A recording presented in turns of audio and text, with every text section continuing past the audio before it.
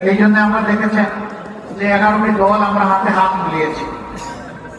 আমরা এই জাতিকে নিয়ে সামনের দিকে এগিয়ে যেতে চাই ইনশাআল্লাহ।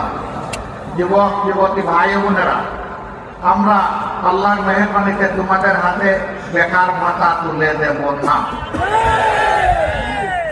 তোমাদের হাতে বেকার ভাতা তুলে দিয়ে এই জাতির যুবক যুবতীরা বেকার বিশ্বের দরবারে এই লজ্জাজনক পরিচয় আমরা দিতে চাই না। বরঞ্চ তোমরা আমাদের কলিজার টুকরা বুকের ধন।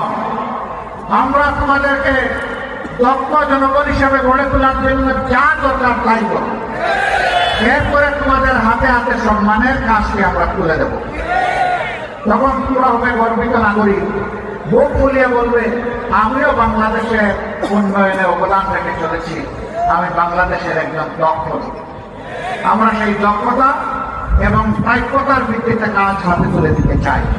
আমরা চাই না আমাদের পটেনশিয়াল একজন যুবক কিংবা যুবতী তারা দেশ গড়ার কাজ থেকে বঞ্চিত হোক। আমরা সবাইকে সম্পৃক্ত করতে চাই। বেকার ভাতা দেওয়া মানে বেকারত্বকে উৎসাহিত করা, এই কাজ আমরা করব। আমরা বেকারত্ব দূর করতে চাই, ভাতার বদলে আমরা কাজ হাতে তুলে দিতে চাই।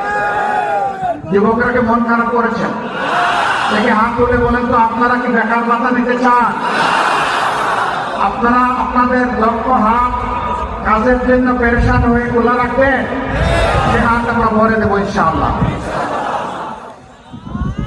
মাদেরকে আমরা কথা দিচ্ছি ইনশাআল্লাহ আপনাদের ভালোবাসায়, সমর্থনে, দোয়ায়, সুখে আমরা যদি আল্লাহ তাআলার মেহেরবানিতে দেশ গড়ার সুযোগ পাই, আপনার ঘরে, চলাচলে, কর্মস্থলে, সব জায়গায় আপনাকে সম্মানিত করা হবে, মর্যাদা দেওয়া হবে এবং শতভাগ নিরাপত্তা ইনশাআল্লাহ নিশ্চিত করা হবে। বড় শহরগুলোতে মেয়েদের চলাচলের জন্য আলাদা যোগাযোগ ব্যবস্থা গড়ে তোলা হবে। জায়গায় জায়গায় পুরুষের জন্য অনেক ব্যবস্থা আছে, মহিলাদের জন্য কোনো ওয়াশরুমের ব্যবস্থা নেই, নামাজের ব্যবস্থা নেই। ইনশাআল্লাহ সেই উদ্যোগগুলো আমরা নেব। আমি যখন দেশে বিদেশে ভ্রমণ করি তখন যারা বিমানের কর্মচারী বা ক্রাফটের কর্মচারী বাংলাদেশি যারা, তারা অনেকে এসে বলে আমরা কি আপনারা আসলে যদি চাই তাহলে মাথায় এক টুকরা কাপড় দিতে পারবো, আমাদেরকে এই অপশনটাকে খুলে দেওয়া হবে? মাঠের দিকে তাকাইয়া বলি, মা, যদি আল্লাহ সেই সুযোগ দিবেন, দিয়ে থাকেন, তাহলে সকল ধর্মের লোকেরা তাদের ধর্মীয় পোশাক আশাক করতে পারবে, কাউকে বাধা দেওয়া হবে না।